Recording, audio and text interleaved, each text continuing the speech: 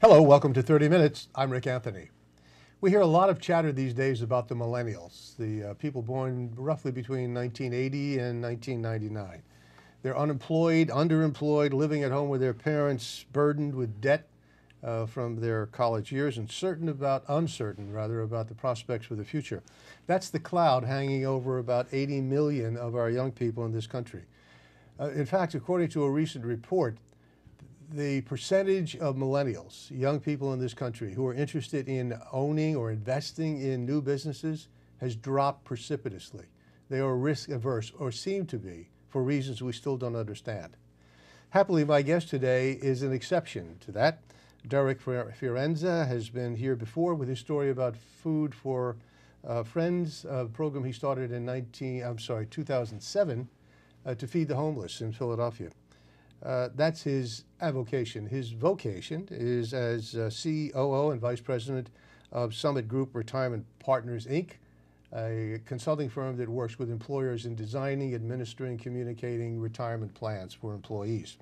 Derek is a very busy young man, doing a lot of really good things and helping a lot of people. Derek, good to see you again. Thanks, Rick. Always good to see you.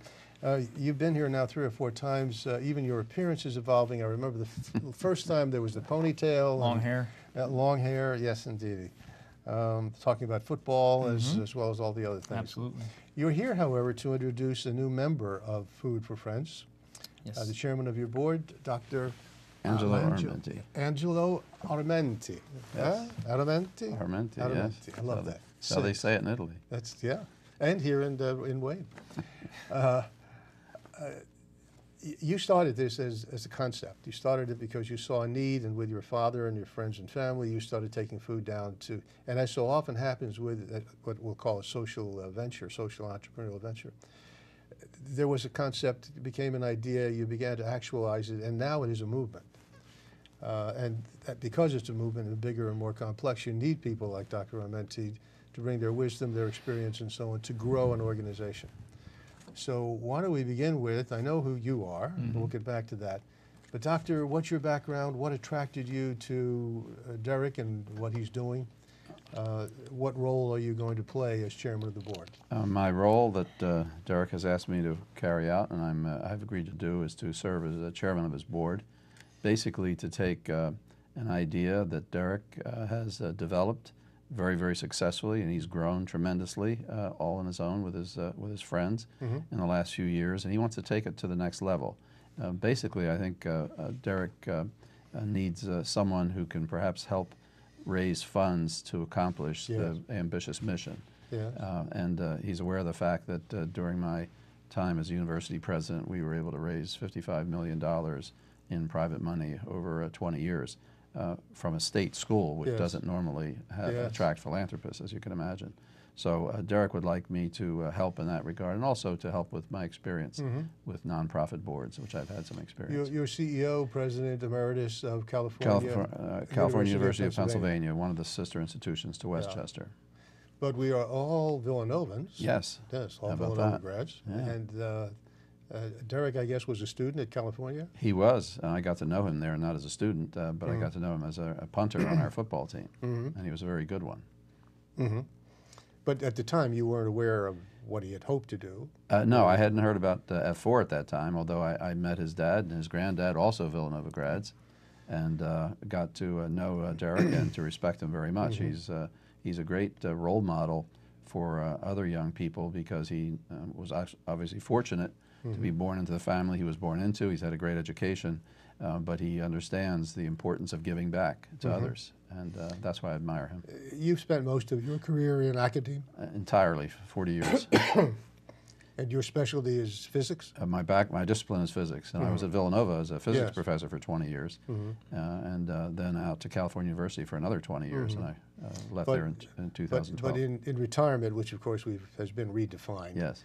You're not sitting around oh my God, no. rocking away. No, you started your own nonprofit. I did, and the purpose of that nonprofit is to preserve the mission, the historic mission of public higher education, which has basically been lost in recent years. The public universities throughout America, to a large degree, but certainly in Pennsylvania, are basically, they're now 75% private. in terms of who pays. That what that does is that puts a great burden on these students to be able to pay for their education, being burdened with crushing student loan debt, for example. So PASCU is the Pennsylvania Association of State Colleges and Universities. PASCU is the acronym. And the purpose is to see if we can't do something about that, because a lot of very college-ready students cannot afford. They're being denied an education simply because their family can't afford it. And so we'd like to do something about that. Well, wish you well. Yeah. Derek, go back a few years, the first Sure. time we met, and give us the evolution of Food for Friends. Also, I'd like to know, has there ever been a time when you thought it's too hard, too many obstacles, not enough money, too many people, I can't do it? Two great questions, Rick. So start with the first one. 2007 was our first venture into feeding shelters and to feeding our constituents. And that was a Christmas Eve, right? It was a Christmas meal, and what we did is we had a caterer in Westchester. We solicited the caterer to donate 25 meals that our family took to a homeless shelter in Coatesville, and we served. And it really was an initiative to just give back. It was more of an idea, let's serve some meals around Christmas time. And then the following year, I went back to the same caterer. They're still in business, Mizuno's Catering in Westchester, and I said, would you donate 50 meals? A year after, it was 100. And it was being done every year around Christmas time. Just in Philadelphia? It was actually just in Coatesville, Westchester area. Okay. And then what happened when I was at California playing football, and I was getting my MBA, it was the fall of 2010, and I coordinated 17 counties in Pennsylvania, from Washington County all the way to Philadelphia. And what we did is we coordinated over 1,000 meals that were donated from various restaurants that we solicited. And we had volunteers come together to pick up, deliver, and serve these meals at shelters. So with that success, it was really, I was trying to balance going to school, playing football, and starting this up on the side. I wasn't really sure where it was going to go. Right. And it started to evolve, and in the spring/summer of 2011, we officially incorporated as a 501c3 nonprofit organization. Once that was in place, we built upon we call it the annual feeding frenzy every December. Yes. So we built upon that and served a few thousand more meals at Christmas time. In the spring of 2012, we decided to build a board of directors. And that board has gone through several permeations. Where we're at now, it's kind of almost come full circle. We started with a very big board, then we moved to a board with committees, then we shrunk the board, and now it's big again. And we probably have close to 30 to 40 members. And it's really a working board of sorts. We come into our meetings, we have an agenda we follow, report at the macro level, everything that we need to cover, and then we break up into 4 groups, and at the micro level, address the problems, and then come back as a group and kind of recap. And the second question that you asked dealt specifically with, were there any times that I've struggled or that I felt like I couldn't continue or whatever the reason might be. And yes, there were a couple times I thought about giving up the charity completely. And my best friend, Jason Littman, he and I we've been best friends since high school. He was very instrumental in encouraging me during some of those times because I was putting a lot of effort into this. It was taking away from my full-time job. So I wasn't able to kind of invest myself into building my own personal future. I was trying to help the world, trying to give back. So I was very emotionally drained, and sometimes I just felt defeated. And Jason helped me a lot. And then last year we had Brenda Russell, who's our director, on the program. And when Brenda came on board, I guess it was about a year and a half ago, she really kind of reignited things. Yes. She gave a lot of hope. Very energetic. Very energetic. Vanguard employee, comes with a lot of pedigree, structure. She gave us hope, and in a lot of ways kind of reinstilled my faith in what we were doing, because not that I was losing faith, but I was getting burned out. It's hard. One person trying to manage all these relationships. So what happened is Dr. Ameni, when he left Cal, we have been in constant contact, and it's been about a 2-year recruiting process. I had to continue to recruit him, and he always believed in our cause. It was really a matter of time. Yes. But he's always been a big advocate and supporter of me, and I've always looked up to him. He's been an amazing mentor in my life, and he lives He lives the life that you can be proud of, that you look up to and say, that's a man that I want to emulate. So I have the most admiration and respect for this man. And when he agreed, it was actually this past fall, Brenda and I met with him a couple times. When he agreed to come on board, it really, I believe, solidified, one, our credibility, and two, helped us take our organization to the next level. So hopefully that closes the loop on both questions. But the program was also expanded, right? You were Westchester, Coatesville, Philadelphia, Pittsburgh. You also are down south, I think. So the way the organization has worked over the years, it's changed. There's been some drastic shifts in the organization. Initially, what we were doing is we would solicit restaurants for food donations, and then we would then take the food to shelters and serve. Then we developed a cooking program at Villanova University, where for 2.5 years, what we did is we supplied for 6 months. Villanova adopts a shelter in Philadelphia. For 6 months, we would supply all of the meals for that shelter. Villanova is now at a point where they have enough volunteers and resources where they're not relying on our support anymore. They're actually able to fulfill it themselves, which is amazing.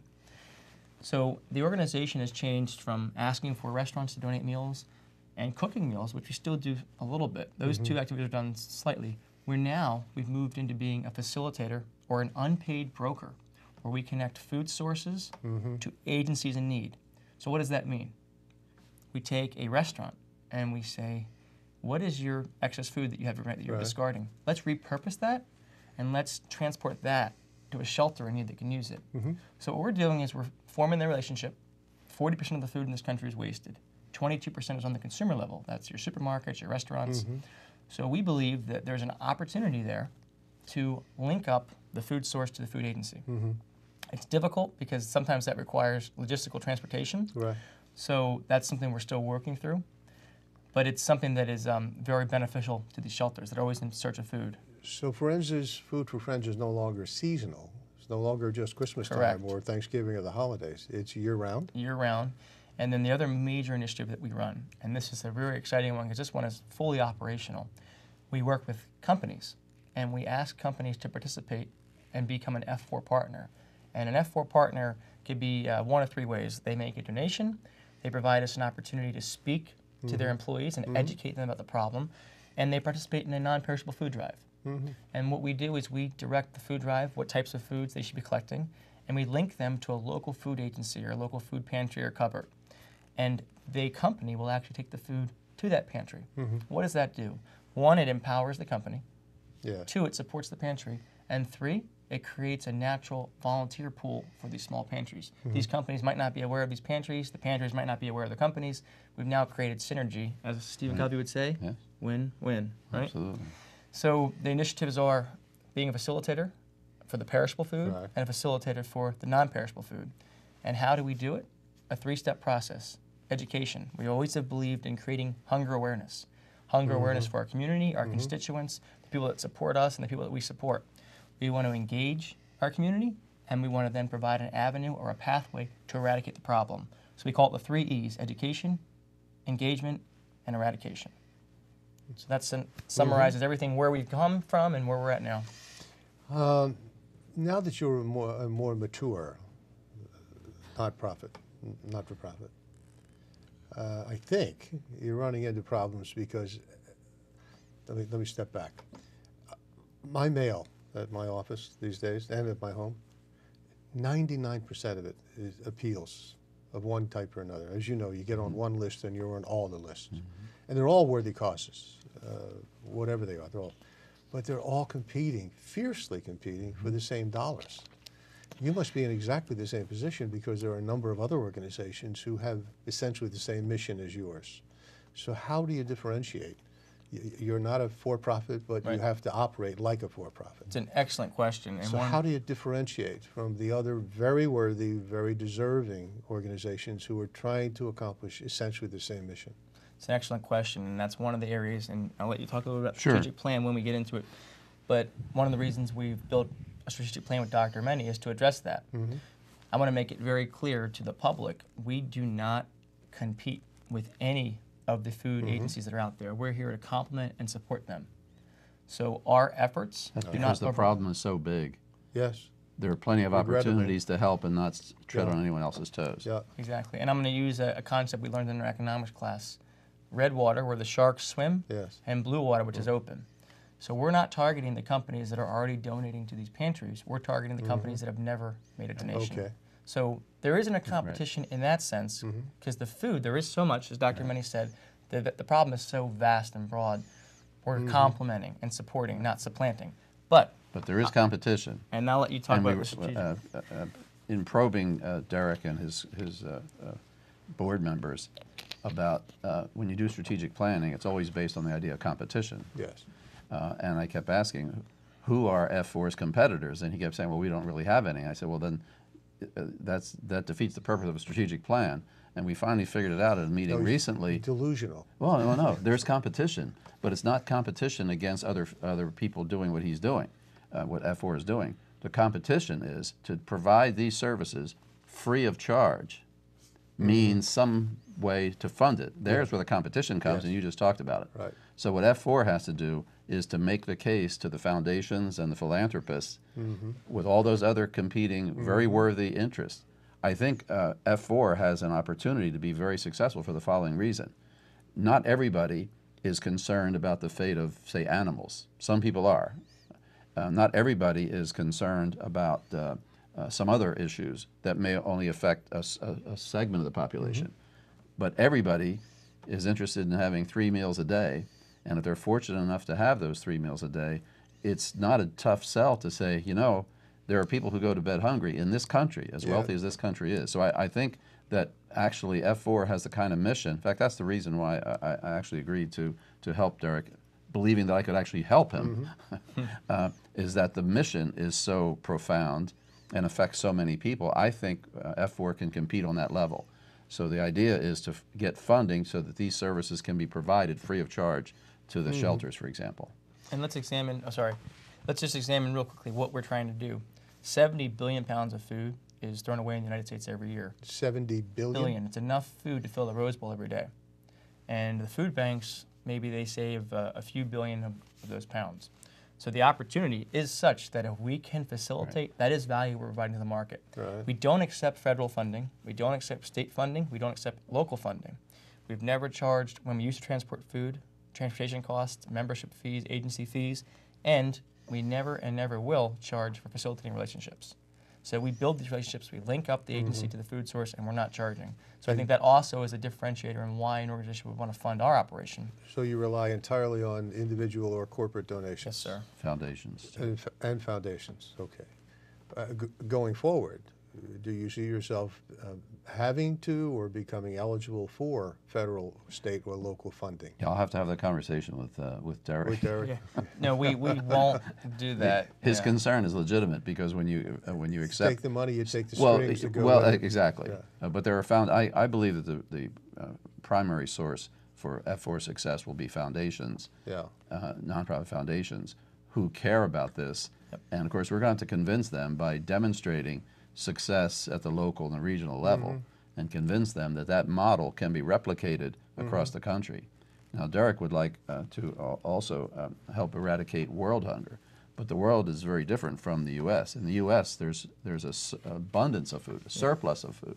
That's not necessarily true in other parts of the world, correct? Yeah, the biggest difference, you're right, is production. We overproduce here, and overseas their problem is in production. They underproduce, they can't produce enough. So you're right, that's a much tougher problem, obviously. Yeah. Let me give you another tough question. Go ahead. How do you deal with, and I'm not sure it's growing, but it certainly exists, cynicism on the part of a lot of people that the people who are in need, the homeless people, that too many of them, a large percentage, whatever that is, game the system. They take advantage of the philanthropy, the compassion that people like Derek and now you and the board feel for these people and want to help them. But we're not really helping them because we're not helping them out of the condition they find themselves in, poverty, deprivation, whatever. I think you get my point. No. I think there is a growing cynicism, particularly when we hear stories about the federal and state dollars that are absolutely wasted. And then every once in a while a nonprofit pops up and we hear about corruption, et cetera, et cetera. It puts a stain on the entire nonprofit community. How do you deal with that? And are you beginning to experience any of that resistance, pushback, cynicism? Maybe I'll address it first, and then you can Sure, chime in please. your personal opinion. I look at it from a spiritual standpoint, a religious standpoint. Jesus said he was that without sin cast the first stone. So I don't think it's our place to comment or judge. That's my personal opinion. Now, the problem is such that we actually have two problems. We have the immediate problem, which is people that are hungry now, may be taking advantage of the system, may not be, but people are suffering and struggling now. Yes. Then you have the future, and that's the children. So our approach is this: take care of those that are in need now. You can't not take care of them. They're people. They need to be taken care of. But we're trying to do more partnerships with organizations like the YMCA's that will work with children, that builds out, For the listen, next the generation. importance of education, the importance of morality, the importance of following your dreams, of believing. That's kind of our approach to it, and I can let you jump in, weigh in So personally. your mission has broadened. You're not We're just not doing feeding, those feeding things. the homeless. We're not necessarily But providing aspirationally, you to hope support Yeah. organizations that do that. Okay. We have the mission is evolving, and we have to sort of corral it and Yes. focus it, Yes. because if your mission is too broad, you don't accomplish. The cynicism that you referred to, I'm very, very familiar with, and a certain percentage of the population will not be moved by this appeal or any other appeal. What it will take for F4 to be successful is a core of people who care Yes. and whose own lives are sufficiently under control that they can have the luxury of being able to care about someone else. So you can't blame folks if they're already struggling. Earlier you said to Derek, did he ever feel overwhelmed or thinking that it can't be done and so on. And I was smiling during that whole thing, because you show me a nonprofit that doesn't frequently say, my God, how are we going to do this? All nonprofits struggle. I've had that with my own nonprofit, and of course my wife helps me with that. She keeps reminding me, well, you know, all this effort, where are the results, and so on. But I believe that these kinds of organizations, these nonprofits, are important, and we do them. We get discouraged sometimes, but there are enough people out there who care. I believe the thing can still be successful.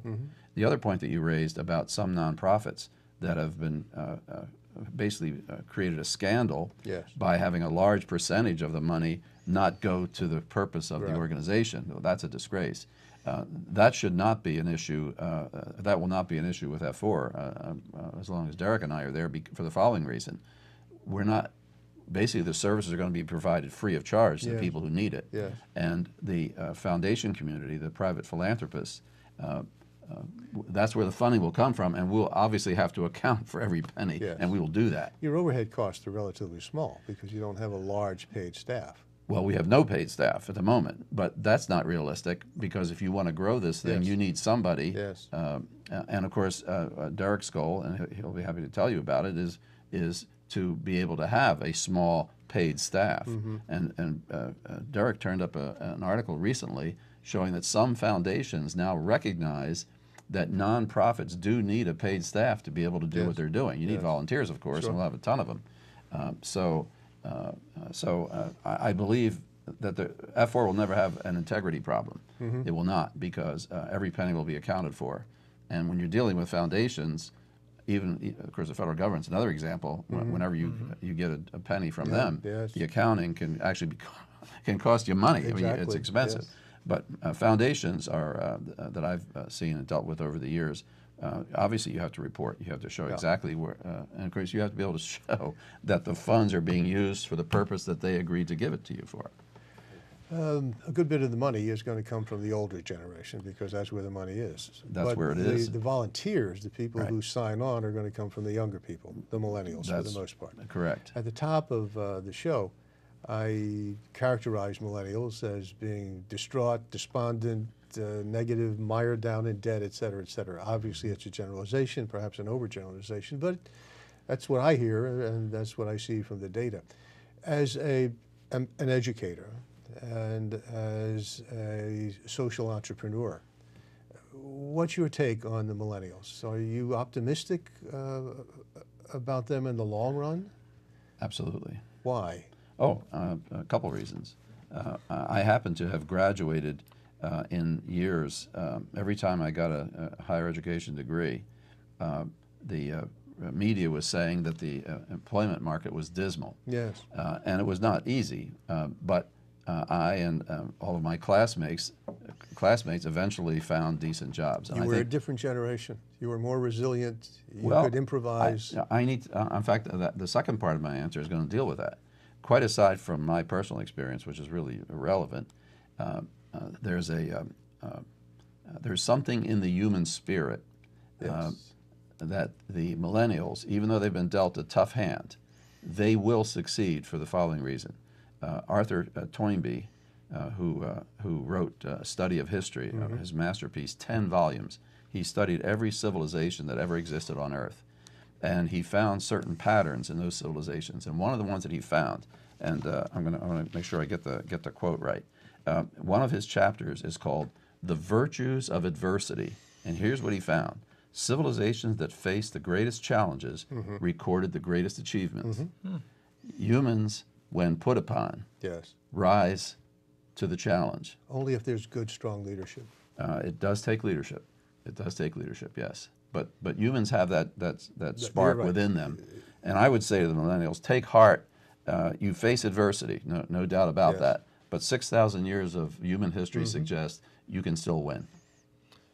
Yeah. And as I said, Derek is an exception to the profile I developed because Very much so. Yeah. He's been a self-mover, self-propulsion, all of that good stuff. I just hope there are enough like him out there. I think there are. Margaret Mead said, if you doubt that a small number, I'm paraphrasing here, if you doubt that a small number of dedicated people can change the world, it's the only thing that ever has. Oh, I like that. I'll give you the exact quote sometime. Okay. I'm doing that from memory. I don't remember the exact number either, but the American Revolution was sparked by only a handful of people who ignited a nation. Absolutely. Okay, so we're talking about a revolution now. Somehow we got into a revolution. But a nonviolent one. You're at the front of a revolution. I don't take credit for that, but what I will say, and this is to all of the millennials, young generation, I'll paraphrase Steve Jobs. And he said, basically, knowing that I'm going to die was the greatest realization I ever had. Life is short. So I think what I would encourage everybody to do that's young and out there is to not worry about failing anymore. And Yes. don't be afraid to fail. Chase your dreams, develop passions, start reading books. That's one of the greatest tips I could ever give anyone is start reading books. Educate yourself and learn. And then listen to other speeches. The TED Talks are great. Listen to other people speak. The more you read, the more you listen to, the more you take in, the more adventuresome you'll become. And when you realize that the worst thing that could happen is you fail, that's the worst thing that can happen. You so fail, what? fail You forward. You fail fail forward, right? Yes. By the way, don't forget YouTube. They don't even have to read these things anymore. That's right. All of Steve Jobs, there are short ones and there are Yes. long ones. What an impressive guy. Yes. What a motivational speaker. Yeah. Yeah. So just get on YouTube and So what can we expect in the time we have left? What can we expect in 2015 from F4? well, I'm going to let him go last and he'll do the wrap up. What I see happening is we have to sharpen our focus. The mission has been evolving. Derek and his friends have been doing some trial and error. What works, what doesn't work, which is an important part of the process. I'm hopeful that by the end of 2015, the mission and strategic plan for F4 will be solid. It'll be solid in that it's real, it deals with a real problem, that the board is involved with it, and that we're able to start showing success. He's already had great success, but the scale that he's now talking about is going to be much larger. And the idea has to be so good, we can demonstrate that it works here, it works there, and then we're going to try to replicate it, not by doing the work, but by educating. No, I understand. Derek loves to remind us about the, if you give a man a fish, you feed him for a day. If you teach him how to fish, he eats every day. Yep. Right? So, Yep. so actually what F4 is going to be doing is really intellectual, not That's great. necessarily delivering the food everywhere. That makes eminently good sense. Yeah. You have 30 seconds. Okay. Ultimately, our goal is to keep the board tight-knit this year. A major initiative is to build out an advisory council of trustees that would work with Dr. Armenti. It would basically be a philanthropist that would help fund and drive the organization forward. We have an ambitious goal. Our metric this year is going to be how many relationships can we establish. So a relationship is categorized as linking up a restaurant to a shelter. Yes. So we're going to try to go for 30 of those, and we have some ambitious fundraising goals. So hopefully we'll achieve them, and we'll be back here next year. It's going to be busy. You will. You'll be back here next year with a story of success. Derek, always good to see you. Thank you so much. Rick, enjoyed meeting you very much. Good to meet you. Good luck. Thank you. Until next time, this is 30 Minutes. I am Rick Anthony. Check out Fiorenza's Food for Friends. I think you'll be impressed with what he's already accomplished and perhaps want to sign on. Take care.